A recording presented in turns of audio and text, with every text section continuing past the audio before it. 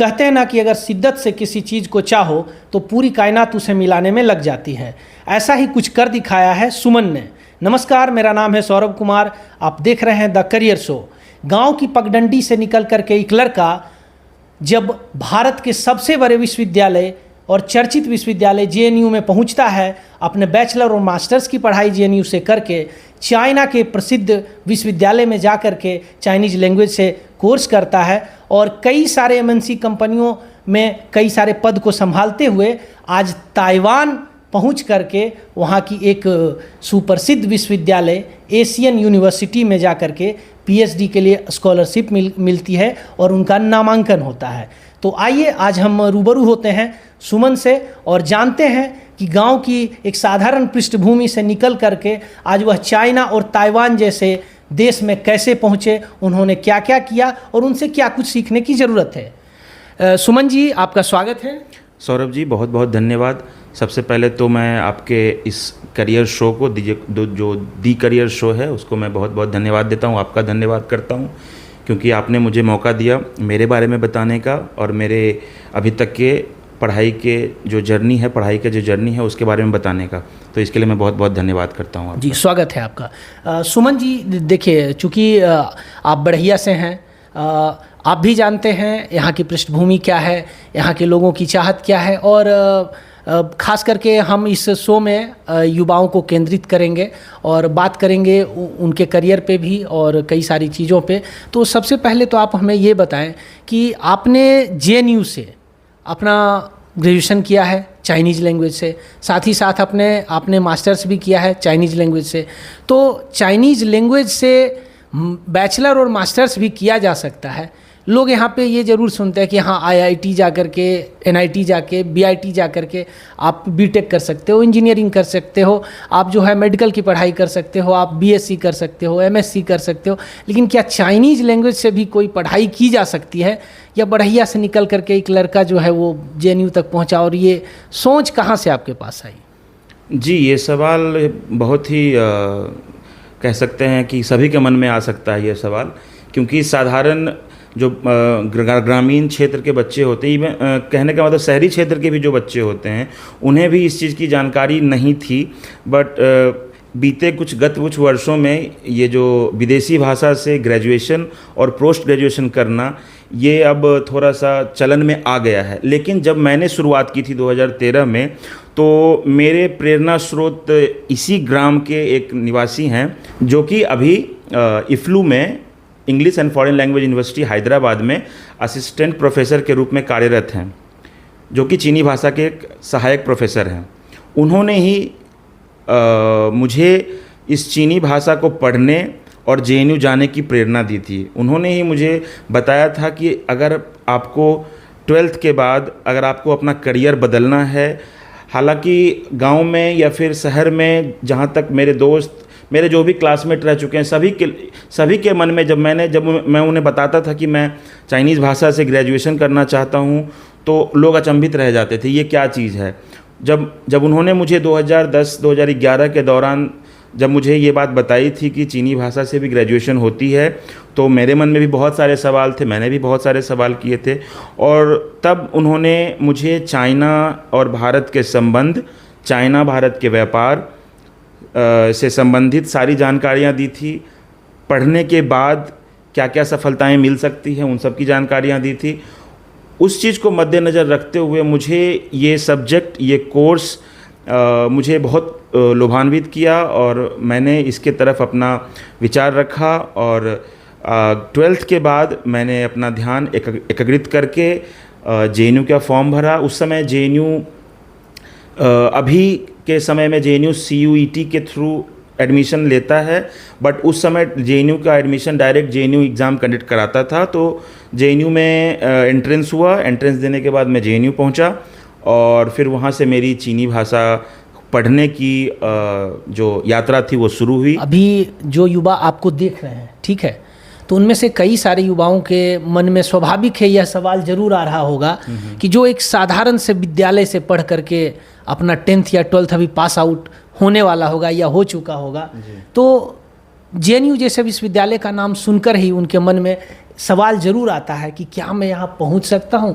और अगर पहुँच सकता हूँ तो क्या मैं यहाँ पे सरवाइव कर पाऊँगा, यानी क्या मैं यहाँ टिक पाऊँगा, क्या यहाँ मैं बड़े बड़े प्रोफेसर और इंग्लिश मीडियम से पढ़े हुए बड़े बच्चों के बीच में कैसे अपनी पढ़ाई पूरी कर पाऊँगा। तो क्या वहाँ के माहौल के बारे में कुछ बताएं कि कितना चैलेंजिंग है एक सरकारी विद्यालय से पढ़ करके एक साधारण से बच्चे का वहाँ पहुँच जाना और वहाँ पे फिर उसकी आगे की पढ़ाई कर पाना। जी सौरभ जी, आपका सवाल बहुत ही सटीक है। जेएनयू जैसे विश्वविद्यालय में जब मैं पहुंचा, मैं खुद अपनी बात बताऊं, मैं तो बाकायदा मेरी पढ़ाई 10th-12th की इंग्लिश मीडियम से हुई थी, तो मुझे ज़्यादा कठिनाइयों की सामना नहीं करनी पड़ी थी। लेकिन मैंने देखा है वहाँ पे ऐसा नहीं है कि सिर्फ अंग्रेजी मीडियम के बच्चे ही पहुँच पाते हैं।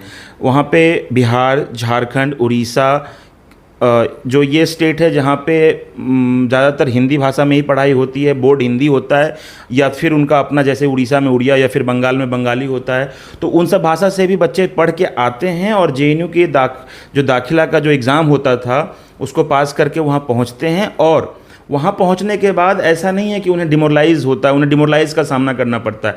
वहाँ का माहौल एक ऐसा बन जाता है, 24 घंटे लाइब्रेरी की सुविधा होती है।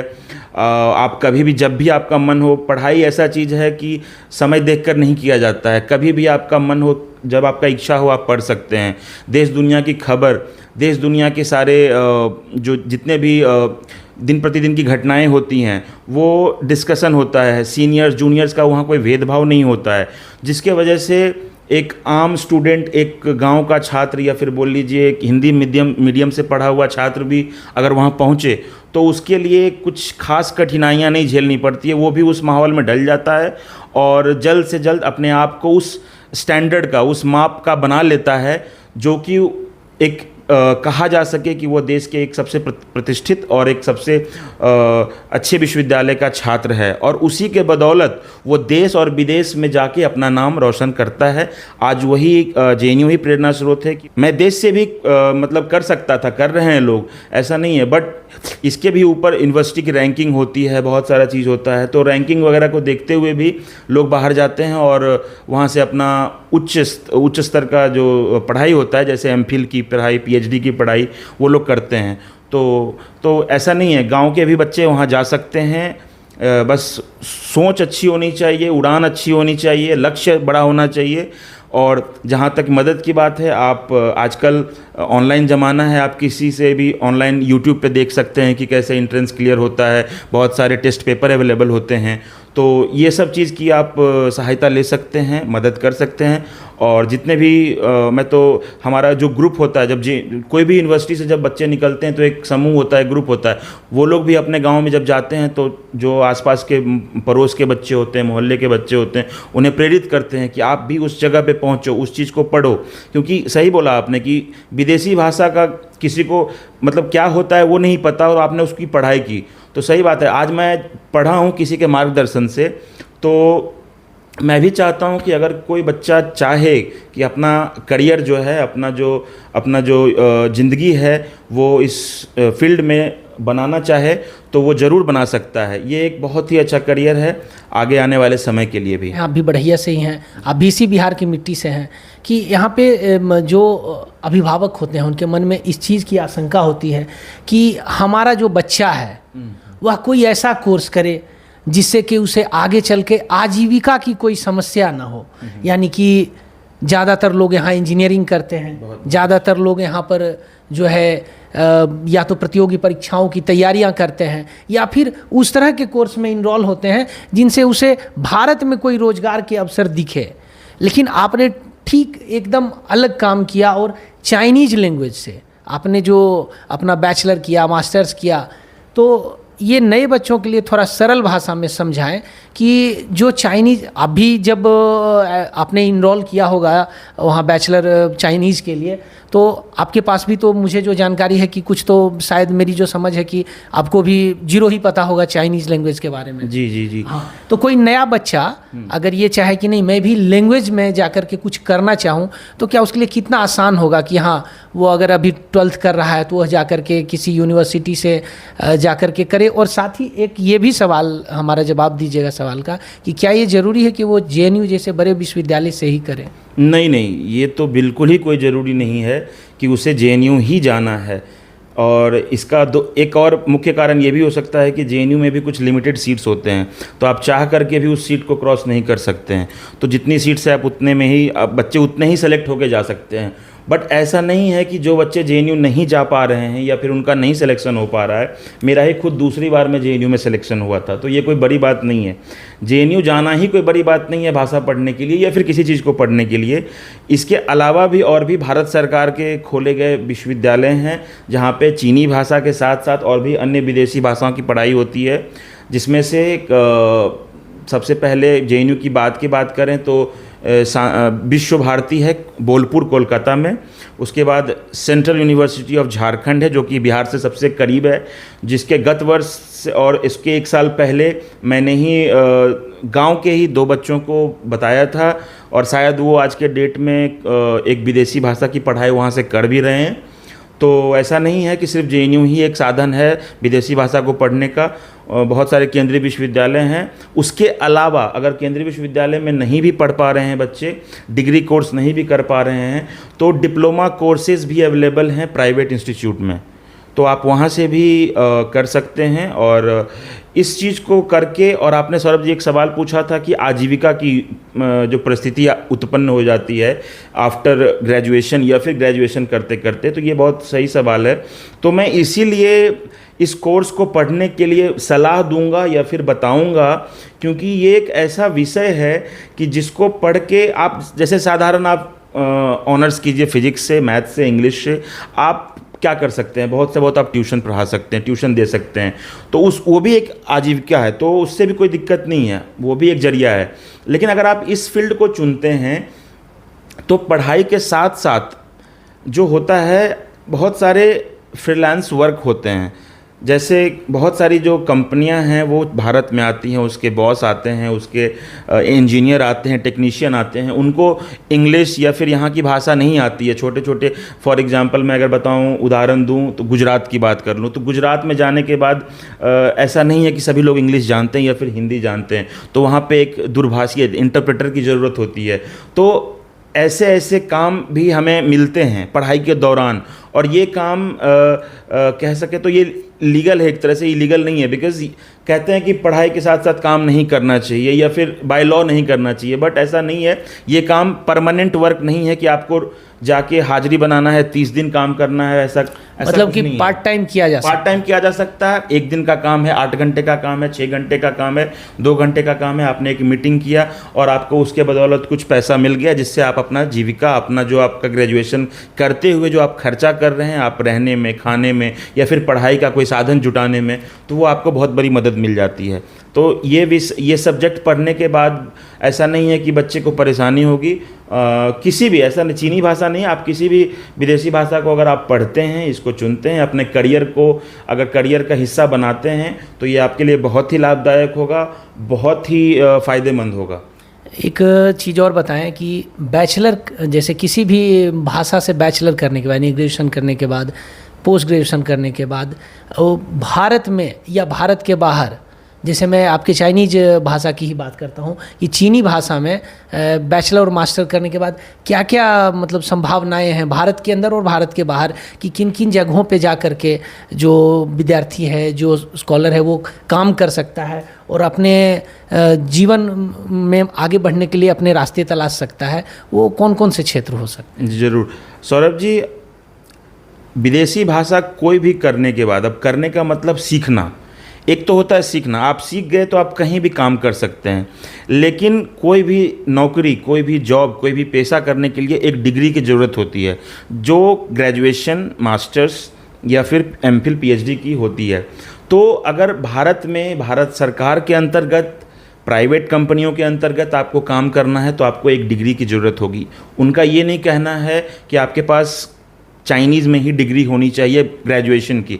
हाँ, अगर आप उसका इंटरव्यू निकाल लेते हैं, एक क्राइटेरिया होती है लोगों की, कुछ कंपनीज़ की, भारत सरकार की भी होती है कभी कभी, क्योंकि भारत सरकार के भी बहुत सारे मंत्रालय ऐसे हैं, जैसे विदेश मंत्रालय, रक्षा मंत्रालय और गृह मंत्रालय, जिसमें दुभाषीय की, चीनी हिंदी अनुवादक की ज़रूरत होती है। तो 2 साल या 3 साल में वो लोग इसकी वैकेंसी निकालते हैं और इसके अंतर्गत वो एग्ज़ाम लेते हैं। तो रिटन एग्ज़ाम होता है, ओरल एग्ज़ाम होता है, जिसके तहत आप जा सकते हैं। भारत सरकार में आपको अगर चेष्टा है कि आप भारत के लिए काम करें तो आप उसमें जाके काम कर सकते हैं। उसके बाद विदेश मंत्रालय के अंदर ही एक रिसर्च डिपार्टमेंट होता है, रिसर्च एंड एनालिस्ट डिपार्टमेंट होता है, उसमें भी आप काम कर सकते हैं। बाकायदा आपका भारत और चीन या फिर जिस भी देश के लिए आप जिस भी भाषा के लिए आपने पढ़ा है, उस भाषा के साथ और भारत और उस देश का साथ जो संबंध होगा, उस संबंध को स्थापित और विस्थापित करने के लिए जो भी आप रिसर्च करके दीजिएगा, वो भी एक काम है। तो ये हो गया एक सरकारी अगर मायने से देखा जाए। तो प्राइवेट मायने से देखा जाए तो बहुत सारे एमएनसी कंपनीज़ हैं जो कि भारत के बड़े बड़े शहर जैसे दिल्ली, बेंगलोर, चेन्नई, कोलकाता और गुजरात, अहमदाबाद में अपना ऑफिस खोल रखी है। वहाँ पे आप कंपनीज जैसे कि मैं कंपनी के भी नाम बता देता हूँ, Google, Accenture, Infosys, Wipro, Deloitte, ये सारी जो कंपनीज़ हैं, इसमें केपीएमजी, ये सारी जो कंपनीज़ हैं, ये सब चीनी भाषा के साथ साथ और भी विदेशी भाषा जहाँ जहाँ भी उनका कंपनी का ऑफिस होता है, ब्रांचेज होते हैं, वहाँ के लिए वो लोग दुभाषी यानी इंटरप्रेटर को हायर करते हैं। और साथ ही साथ वो उस चीज़ को कंफर्म करते हैं कि ये बच्चा सिर्फ इंटरप्रेटर ना रह जाए, उसके साथ साथ वो उस कंपनी में जब वो बच्चा जाता है तो उसको और भी स्किल्स देते हैं, जैसे कि किसी भी चीज़ की मैनेजमेंट की कोई स्किल हो, कोई सर्टिफिकेशन हो, कोई भी आज ट्रेंडिंग, जैसे अभी ट्रेंडिंग कोर्स एआई चल रहा है, आर्टिफिशियल इंटेलिजेंस हो गया, तो उसको लेकर के भी वो लोग सर्टिफिकेशन कराते हैं। तो ये सारी चीज़ें हैं जो कि युवा को ध्यान देने की चीज़ें हैं। युवा के अंदर अभी गांव में, घरों में नहीं पता है कि क्या है भाषा, क्या होती है, इसके साथ क्या किया जा सकता है। वो लोग सुन के हंस देते हैं कि क्या पढ़ा है, चाइनीज़ पढ़ा या जापानीज़ पढ़ा। बट अगर वो सीरियस हो के थोड़ी इस चीज़ को जानेंगे, इस चीज़ पे थोड़ा फोकस करेंगे, अपने करियर के बारे में सोचेंगे, तो मेरा कहना है कि एक रेस में भागने से अच्छा है कि थोड़ा अपना डायरेक्शन भी चेंज करें, अपना दिशा चेंज करें, तो बहुत हद तक उन्हें फ़ायदा होगा, उनके परिवार को फ़ायदा होगा, उनके गांव को फ़ायदा, और साथ ही साथ उनका अपना पर्सनल डेवलपमेंट भी होगा, जो कि एक बहुत बड़ी बात है। एक इंसान के अंदर पढ़ाई हर चीज़ नहीं होती है। जब इंसान पढ़ लेता है किसी चीज़ को, तो वो जब वो उस चीज़ को अपने अंदर उतारता है तो उसके अंदर का जो व्यक्तित्व होता है, जब उसका जब डेवलपमेंट होता है तो वो इंसान का डेवलपमेंट होता है। मेरा अपना छोटा भाई जो है, मुझे देख के ही वो भी गांव से ही पढ़ा, कुछ दिनों तक डीएवी में पढ़ाई की, उसके बाद शायद जो 10th की पढ़ाई है उसने बिहार बोर्ड से ही दिया था, बिहार बोर्ड से किया था। तो ऐसा कुछ नहीं है कि सीबीएसई होना ही ज़रूरी है। तो वो उसके बावजूद जब उसने मुझे देखा और मेरे करियर को देखा कि नहीं सही रास्ते पे जा रहा है, तो उसने भी सोचा कि मैं भी यही चीज़ करूँगा। तो जब वो इंटरव्यू में गया तो उस समय मैं एक मीटिंग में व्यस्त था और उसके पास 2 चॉइसेस थी, जापानीज़ और चाइनीज़। तो उसने उस समय पता नहीं उसके मन में क्या था, मेरा मन था कि वो एक दूसरी भाषा पढ़े, मैं तो चाइनीज़ पढ़ ही रखा था, लेकिन उसने डर से बोलिए या फिर अपने भाई को देख के बोलिए, उसने भी चाइनीज़ भाषा का चयन किया। और वह महात्मा गांधी हिंदी अंतर्राष्ट्रीय विश्वविद्यालय, जो कि वर्धा महाराष्ट्र में स्थित है, वो भी एक अंतर्राष्ट्रीय विश्वविद्यालय है जहाँ पे बाहर के लोग आके हिंदी पढ़ते हैं और वहाँ पे विदेशी भाषा की पढ़ाई होती है, जहाँ से उसने 2021 में अपना ग्रेजुएशन स्नातकोत्तर किया। और अच्छी बात यह है कि उसने ग्रेजुएशन में टॉप नंबर लाके गोल्ड मेडल पाया। और उसके बाद चाइनीज़ भाषा तो पढ़ ली उसने, बट उसका जो कह सकते हैं उसकी उस समय उसका किस्मत कहिए अच्छा नहीं था, या फिर जो भी कहिए समय नहीं अच्छा था। पूरे देश दुनिया का समय बिगड़ा हुआ था क्योंकि कोविड का समय था, लॉकडाउन था। तो चाइना, क्योंकि जो भी भाषा पढ़ता है, कोई भी भाषा पढ़े, स्पेनिश, चाइनीज़, जापानीज़, तो उसका एक सपना होता है कि वो उस देश में जाए, चाहे जैसे स्कॉलरशिप के माध्यम से, चाहे खुद के सेल्फ फंड के माध्यम से। तो उस दौरान लॉकडाउन था, चाइना बंद था, तो मुझसे पूछा, तो फिर मैंने बोला कि उस समय मैंने फिर एक स्टडी किया और मुझे पता चला कि ताइवान स्कॉलरशिप दे रहा है। तो चाइना और ताइवान कंफ्यूज करने की बात नहीं है, दोनों में चाइनीज़ बोली जाती है, लिखने का पैटर्न अलग अलग है। ताइवान में ट्रेडिशनल चाइनीज़ चलती है, चाइना में सिंप्लीफाइड चलती है, बट बोलने में 90% दोनों चाइनीज़ ही बोलते हैं। तो मैंने अपने भाई को सलाह दी कि वो ताइवान जाए, और उसने इंटरव्यू दिया और सिलेक्शन हुआ उसका, और उसको 1 साल के लिए ताइवान जाने का मौका मिला, जो कि अभी लास्ट ईयर ही वो 2023-24 वाले ग्रुप में गया था। और वहाँ से वो थाईचुंग शहर के NCHU विश्वविद्यालय में उसने 1 साल की डिप्लोमा कोर्स की चाइनीज़ की, मैंडरीन की। चाइनीज़ को मैंडरीन बोलते हैं बेसिकली ग्लोबल स्तर पे। तो वो करने के बाद जो अभी वो लौटा है, तो उसका करियर देखिए, उसने आते के साथ उसे महीना 2 महीना भी शायद वेट नहीं करना पड़ा, और उसे भारत के एक प्रतिष्ठित company TCS Tata consultancy service में एप्पल के प्रोजेक्ट पे बतौर चाइनीज़ इंग्लिश इंटरप्रेटर कम सीनियर कंसल्टेंट पे हायर हुआ है वो, और पिछले 4-5 महीनों से वो वहाँ काम कर रहा है और अपना अच्छा एक्सपीरियंस भी शेयर कर रहा है सभी लोगों के साथ। तो यही मैं एक उदाहरण देना चाह रहा हूँ कि अगर देखिए, ड्रीम रखनी चाहिए, ड्रीम तो बहुत ऊंची रखनी चाहिए, करनी भी चाहिए। इसके बाद भी अगर आपका कोई और ड्रीम छूट रहा हो, मेरा ये नहीं कहना कि आप इस पर आकर रुक जाइए, इसके ऊपर भी आप जा सकते हैं। जैसे अगर मैं अपने बारे में बताऊं, तो मैंने अपना ग्रेजुएशन करा, पोस्ट ग्रेजुएशन करा, अच्छी यूनिवर्सिटी से करा। उसके बाद मैं चाइना गया, 1 साल के लिए चाइना रहा, वहाँ का पूरा एक्सपीरियंस गेन किया, चाइनीज़ कल्चर को देखा, वहाँ के गाँव को देखा, वहाँ के डेवलपमेंट को देखा, वहाँ के लोगों से मिला, बातचीत किया, भारत के बारे में क्या सोचते हैं, हम चीन के बारे में क्या सोचते हैं। फिर जब वहाँ से आया, तो फिर उस समय लॉकडाउन ही था, फिर भी मैंने मतलब भगवान का धन्यवाद बोलूं या फिर माता रानी का धन्यवाद बोलूं, मतलब ये ऐसी चीज़ थी, अगर मैं इन जनरल उस समय कोई भी पढ़ाई करता तो शायद मैं कुछ और कर नहीं पाता, या फिर जो भी था, बट ये पढ़ाई करके मैं इतना अपने आप को सौभाग्यशाली मानता हूँ। और मैं अपने गुरु जो प्रोफेसर राकेश रंजन हैं, जो कि फ्लू में अभी चीनी प्रोफेसर हैं, मैं उनको भी बहुत बहुत धन्यवाद देता हूँ हर समय उनको, क्योंकि वही एक मेरे मार्गदर्शक हैं, मतलब जिन्होंने मुझे आज ये चीज़ इस काबिल बनाया कि मैं अपना डिसीजन खुद ले सकूँ। और उन्हीं के बदौलत जब मैंने अपनी पढ़ाई कंप्लीट करके MNCs में काम किया, और काम करने के बाद एक्सेंचर एक बहुत ही बड़ी बहुराष्ट्रीय कंपनी है, बहुत लोगों को पता होगा इसके बारे में। तो इसके तहत मैं टाटा ग्रुप के जैगुआर एंड लैंड रोवर का प्रोजेक्ट मैनेजर हूँ चाइना रीजन का। साथ ही साथ मैं चाइनीज़ इंग्लिश इंटरप्रेटर की भूमिका वहाँ निभाता हूँ। मैंने गत महीने ही उस कंपनी में रिज़ाइन दे दिया है, क्योंकि मेरा सिलेक्शन जो है वो ताइवान के एशिया यूनिवर्सिटी में PhD कोर्स के लिए हुआ है। जैसा कि आपने पहले चाइनीज़ लैंग्वेज से जो भी किया, आपने कई कंपनियों में इस बीच काम भी किया, तो एकाएक आपने चाइना को छोड़ करके ताइवान कंट्री में जा करके और वहाँ से PhD करने का जो ये ऑप्शन चुना, इसके क्या कारण है?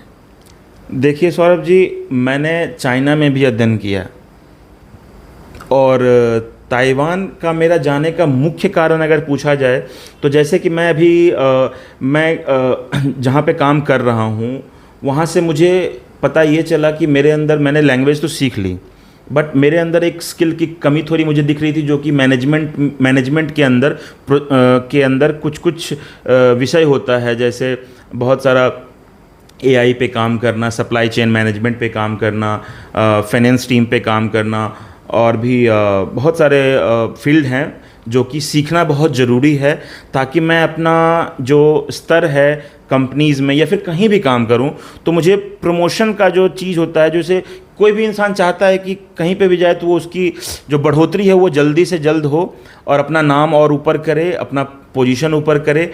तो मैं भी वही चाहता था। तो उसको देखते हुए मुझे लगा कि मुझे PhD कोर्स करना चाहिए।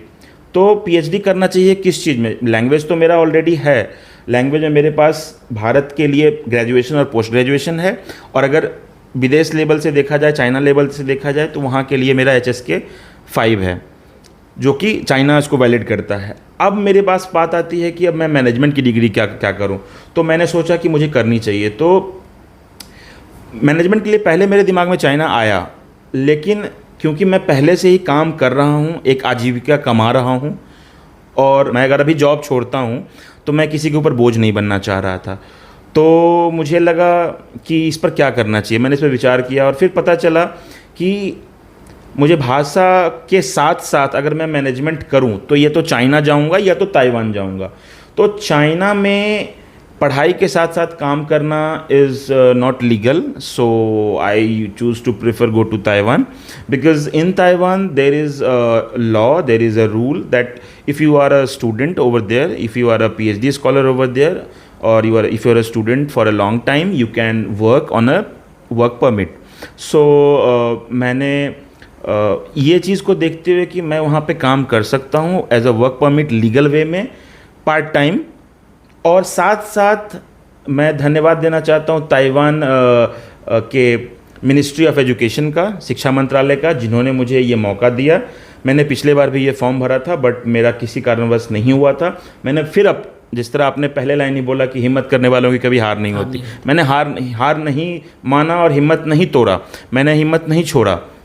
मैंने सोचा कि नहीं, फिर से मुझे एक बार ट्राई करना चाहिए, मौका को छोड़ना नहीं चाहिए, अगर मौका मिलेगा तो ज़रूर लेना चाहिए। सुमन जी, जैसा आपने अभी बताया कि जैसे दो विविध देशों में आपका एक मोटो ये भी रहा ताइवान जाने का कि दो विविध देशों में काम करके दो विविधताओं को सीखने का आपको मौका मिलेगा।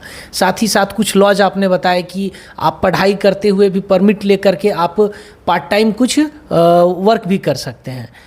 तो अब जो मुख्य सवाल है वो ये है कि जो विद्यार्थी, जो लोग आपसे ये जानना चाह रहे होंगे कि आफ्टर पोस्ट ग्रेजुएशन आपने जो ये स्कॉलरशिप पाई है ताइवान में, पीएचडी जो आप बिजनेस मैनेजमेंट से करने जा रहे हैं, तो उसके लिए क्या प्रोसीड्यूर क्या रहा, कैसे कोई अगर चाहे तो अप्लाई कर सकता है या पहुंच सकता है, कृपया उन चीज़ों को रखने का काम करें। जी, जैसे मैंने शुरू में बताया था कि 1995 में ही भारत और ताइवान के दोनों देशों के बीच में ऑफिशियल रिप्रेजेंटेटिव ऑफिस खुला। दिल्ली में TECC खुला और ताइवान में ताइपे शहर में ITA खुला, इंडियन ताइवान एसोसिएशन। तो भारत में अभी कुल मिलाकर 31 TECC सेंटर हैं। TECC कहने का मतलब हुआ Taiwan economic and culture centre. तो जो ये TECC है वो पूरे भारत में अभी 31 है, जिसमें 31 में चीनी भाषा की पढ़ाई होती है। चीनी भाषा की पढ़ाई ऐसा नहीं है कि सिर्फ चीनी भाषा पढ़ने वालों के लिए ही होती है, कोई इंजीनियर्स भी जाके वहाँ पे चीनी भाषा सीख सकते हैं, मैनेजमेंट के बच्चे भी जाके सीख सकते हैं, लॉ के बच्चे भी सीख सकते हैं। मेरे बहुत सारे क्लासमेट हैं जो लॉ कर चुके हैं, BA LLB कर चुके हैं, उसके बाद इस फील्ड में आए हैं। तो अभी फ़िलहाल जो है वो ताइवान का जो शिक्षा मंत्रालय है वो हर साल यह अवसर निकालता है यहाँ के बच्चों के लिए कि वो जाए ताइवान उनके स्कॉलरशिप पे और पढ़ाई करे। अभी का डाटा कहता है कि ताइवान में 1 लाख बच्चे, विदेशी बच्चे पढ़ रहे हैं, जिसमें से 3000 से ऊपर बच्चे भारत के हैं जो कि ताइवान के शिक्षा मंत्रालय से स्कॉलरशिप पाकर जा रहे हैं। तो इसका जो वेबसाइट है वो ताइवान इकोनॉमिक कल्चर सेंटर.in है, जो आप गूगल पे सर्च कर सकते हैं, जहाँ पे आपको इसकी पूरी जानकारी मिलेगी। हर साल ऐसा नहीं है कि आपको चाइनीज़ जानना ही ज़रूरी है, उसमें आपको मौका मिलता है कि आप वहाँ जा कर के भी 6 महीने के बाद चाइनीज़ का टेस्ट देकर आप वहाँ स्कॉलरशिप को कंटिन्यू रख सकते हैं। कोई भी इंजीनियरिंग किया हुआ बच्चा, मैं अपने गाँव के सभी सीनियर्स, अपने जो मेरे क्लासमेट रह चुके होंगे या फिर मेरे जूनियर्स हैं, मैं सबको अपील करता हूँ कि अगर उनका इंटरेस्ट कहीं जाकर, फॉर एग्जांपल ताइवान या चाइना या फिर और भी कहीं जाकर कुछ नया कोर्स करना चाहते हैं, कुछ नया सीखना चाहते हैं, तो वो ज़रूर आगे आएँ, संपर्क करें, हम भी उनकी सहायता करेंगे। जहाँ तक होगा हम भी किसी से, अगर मेरे पास जानकारी नहीं होगी तो मैं जानकारी लेकर आपको सहायता करवाऊँगा। लेकिन अपने आप को खोलें, आगे बढ़ें, अपना तरक्की करें, अपने गाँव का तरक्की करें, अपने देश का तरक्की करें। चाइनीज़ में एक मुहावरा है, हुओताओ लाओ श्वेताओ लाओ, जिसका मतलब होता है it's never too late to learn, it's never too old to learn. जिसका मतलब सीखने की कोई उम्र नहीं होती है, ठीक है। तो आप कभी भी किसी वक्त इस चीज़ को शुरू कर सकते हैं, सीख सकते हैं। ये सिर्फ यंग जनरेशन के लिए नहीं है, अगर कोई युवा भी 30-35 उम्र हो गया है, वो सोच रहे होंगे कि अब हम क्या करेंगे नहीं करेंगे। तो मैं कह रहा हूँ ये बहुत ही एक आसान चीज़ है। कोई भी भाषा, मैं सिर्फ चीनी भाषा का प्रमोशन या फिर उसका प्रचार नहीं कर रहा हूँ। मैं सीधा बोल रहा हूँ कि आप, अगर आपको कुछ नहीं समझ में आ रहा, आप मुझसे संपर्क करें। मैं भी अपने सीनियर्स का, अपने दोस्तों का आपको कांटेक्ट दूंगा, उनसे आप बात करें। जो भी भाषा आपको सरल लगे वो सीखिए। मात्र 6 महीने से लेके 1 साल, आपकी इच्छा और है तो 2 साल। देखिए, इसमें जितना समय दीजिए, किसी भी चीज़ में जितना समय दीजिएगा उतना आप उस पर प्रबल हो जाइएगा, ठीक है। तो बात ऐसा है कि अगर मैंने ग्रेजुएशन और मास्टर्स किया है तो मैं चीनी भाषा को लिख सकता हूँ, सुन सकता हूँ, पढ़ सकता हूँ। कई लोग होते हैं जो 1 साल पढ़ते हैं, कई लोग होते हैं जो 2 साल पढ़ते हैं। तो उनमें क्या होती है, वो लोग लिख नहीं सकते हैं, वो लोग सिर्फ सुन के समझ सकते हैं, जवाब दे सकते हैं। वो लोग कुछ लोग होता है 6 महीना पढ़ लेते हैं तो वो सिर्फ सुन लेते हैं, बोलने में उन्हें झिझक होती है या डर होता है। तो वही मैं कह रहा हूँ, समय अगर दीजिएगा तो आप कुछ भी कर सकते हैं। इस इंटरव्यू को ख़त्म करने से पहले हमारे अंतिम 2 सवाल अब हैं। एक पहला सवाल तो ये है कि भारत और चाइना के रिश्ते पिछले कुछ वर्षों में ऐसा देखा गया है कि कोई ना कोई कारण से, राजनीतिक कारणों से भारत और चीन के जो रिश्ते हैं वह काफ़ी चर्चे में रहे हैं और काफ़ी नकारात्मक इसके पीछे पहलू और कई सारी बातचीत रही है। तो क्या जो लोग चाइनीज़ लैंग्वेज से अपना कुछ करना चाह रहे हैं या चाइना में जाके कुछ करना चाह रहे हैं, तो क्या उनके लिए कुछ संकट भी हो सकता है? जी नहीं, बिल्कुल नहीं। ये सवाल आपने बहुत अच्छा पूछा, क्योंकि कई लोगों के, जब मैं 2017 में खुद जब चाइना जा रहा था तो उस समय डोकलाम का इशू हुआ था। तो मेरे घर वाले ही बहुत परेशान थे कि जाएगा, क्या करेगा, नहीं करेगा। लेकिन मैं आपको साफ साफ बता देता हूँ कि कोई भी 2 देश के बीच में अगर कुछ किसी चीज़ के ऊपर विवाद होता है, फॉर एग्ज़ाम्पल बॉर्डर इशू हो गया, तो ऐसा नहीं है कि उस पर हर चीज़ का एक प्रभाव पड़ता है। बिजनेस अपने जगह पे है, पढ़ाई अपने जगह पे है, एक्सचेंजेस अपने जगह पे हैं, और वाद विवाद और बॉर्डर इशू, बॉर्डर टेंशन अपने जगह पे हैं। सबका अपना अपना प्रायोरिटी है, अपना अपना मंत्रालय है, सब लोग संभाल रहे हैं। देश दुनिया है, जब 2 पड़ोसी आपस में रहते हैं तो भी वो झगड़ते हैं, हम तो देश हैं। तो विवाद होते रहते हैं, उस पर हमें नहीं उलझना है, हमें अपने करियर पे ध्यान देना है। तो करियर पर इन चीज़ों का जरा सा भी प्रभाव नहीं पड़ रहा है, इसकी मैं आपको गारंटी देता हूँ। बल्कि इससे तो और जिन्होंने चाइनीज़ भाषा पढ़ी है, जिन्होंने विदेशी भाषा पढ़ी है, उनको और इस चीज़ पे फ़ायदा हो रहा है। बिकॉज जितनी सरकार के बीच में बातें होंगी, उनको उतना इंटरप्रेटर, उतना दुभाषिया लगेगा। तो हमारी ज़रूरत और बढ़ती जा रही है। ऐसा नहीं है कि इससे कुछ तनाव से हमें कुछ दिक्कत हो रहा है। मैं तो उसको ज़रा सा भी इसको नेगेटिव नहीं मानूंगा, इसको पॉजिटिव लेके चलिए। और पढ़ाई में तो खास करके, पढ़ाई और जॉब में तो इसे ज़रा से भी नेगेटिव लेने की ज़रूरत नहीं है। मतलब कि भविष्य का कोई संकट नहीं है। कोई संकट नहीं है, जरा सा भी कोई संकट नहीं। ठीक है। अब इस इंटरव्यू को ख़त्म करते करते हमारा एक अंतिम सवाल है कि अब आप जा रहे हैं ताइवान, जाते जाते यहाँ के लोगों के लिए आपके पास क्या संदेश है, या वहाँ से जब आप लौटेंगे तो क्या कुछ ऐसा कुछ प्लान आपने बना रखा है? देखिए, ताइवान जाने का जो निर्णय था मैंने पिछले साल ही ले लिया था, किसी कारणवश नहीं जा पाया, स्कॉलरशिप की वजह से बोल लीजिए। तो इस बार जब मेरा कंफर्म हुआ, नाम आया, तो मैं बहुत उत्साहित हुआ कि मुझे जाने का मौका मिलेगा। और जो कि मेरे दादाजी का भी सपना था कि घर से कोई एक लड़का, कोई उनका पोता पीएचडी करे। तो मैंने सोचा कि उनके विचारों को सामने रखते हुए मैंने सोचा कि मुझे करना चाहिए। और मेरे सामने एक लक्ष्य भी था, क्योंकि मुझे बिज़नेस मैनेजमेंट को सीखना था कि क्या होता है, कैसे होता है, बहुराष्ट्रीय कंपनी कैसे चलती हैं, कैसे क्लाइंट बनते हैं, बनाए जाते हैं, बिज़नेस कैसे होता है। क्योंकि मैंने अभी तक भाषा की एक्सपर्टीज़ को सीखा है, तो सिर्फ भाषा सीख के ही आगे फ्यूचर नहीं चलने वाला। तो उसके साथ साथ कुछ टेक्निकलिटी भी सीखनी चाहिए। ये भी मैं बताना चाहता हूँ कि अगर आप पहले से ही कुछ टेक्निकलिटी सीखे हुए हैं तो भी आप भाषा सीख सकते हैं। अगर आप भाषा सीखे हुए हैं तब भी आप कुछ टेक्निकलिटी सीख के अपने फ्यूचर को आगे बढ़ा सकते हैं। तो इसी को मद्देनज़र रखते हुए मैंने ताइवान के एशिया यूनिवर्सिटी से, जो कि थाइचुंग शहर में है, मैंने बिजनेस एडमिनिस्ट्रेशन, बिजनेस मैनेजमेंट का कोर्स पीएचडी प्रोग्राम के लिए चुना है। और मैं आशा करता हूँ कि मुझे सबका आशीर्वाद मिलेगा और मैं इस कोर्स को, ये कोर्स तो हालांकि 4 साल का है, बट मैं कोशिश करूँगा कि मैं जल्द से जल्द 3 साल के अंदर इसको, या फिर जो भी है 4 साल के अंदर मैं इसको ख़त्म करके पीएचडी का डिग्री लेकर के स्वसुरक्षित अपने गांव लौटूं। और लौटने के बाद अगर मुझे यहीं पे कुछ काम करने का मौका मिले तो मैं भारत में ही काम करना चाहता हूँ, भारत के लिए ही काम करना चाहता हूँ। और अगर उसके साथ साथ अगर मुझे और भी कहीं मौका मिलता है तो मैं उसको भी ज़रूर देखूँगा, क्योंकि कहीं भी पॉजिटिविटी की ओर जाना चाहिए, अपनी तरक्की को देखनी चाहिए। ऐसा नहीं है कि मैं सिर्फ भारत में रह के ही भारत के लिए काम कर सकता हूँ, मैं कहीं और रह के भी अपने देश का नाम रोशन कर सकता हूँ। जैसे आज गूगल के CEO सुंदर पिचई भी भारतीय मूल निवासी हैं, तो ऐसा नहीं है कि सिर्फ भारत में रह के भी आप भारत को बहुत ऊंचा बना सकते हैं, और भारत के बाहर जाके भी आप काम करके अपना नाम, अपने देश का नाम रोशन कर सकते हैं। तो इसी के साथ मैं ताइवान की यात्रा को स्टार्ट करना चाहता हूं। आप लोग का शुभकामना और आशीर्वाद चाहिए, और बड़ों का आशीर्वाद चाहिए। चलिए, तो हमारी तरफ से आपको ढेर सारी शुभकामनाएं हैं। जाते जाते एक बार आप अपना खुद से परिचय देते जाए कि बढ़ैया में कहाँ के रहने वाले हैं, आपके माता पिता, आपके दादाजी का क्या नाम है? मेरा नाम सुमन है, सुमन कुमार।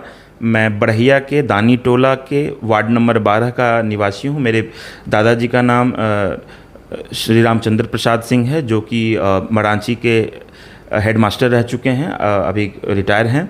और मेरे पिताजी का नाम श्री मनोज कुमार है, जो कि एक किसान हैं, बढ़ैया गांव में ही रहते हैं। और मेरा पूरा परिवार अभी गांव में ही रहता है। मेरा भाई अभी फ़िलहाल बेंगलोर में TCS में कार्यरत है। आप सुन रहे थे बढ़ैया के सुमन को, जो कि अब ताइवान जा रहे हैं इस एशिया यूनिवर्सिटी से PhD प्रोग्राम के लिए।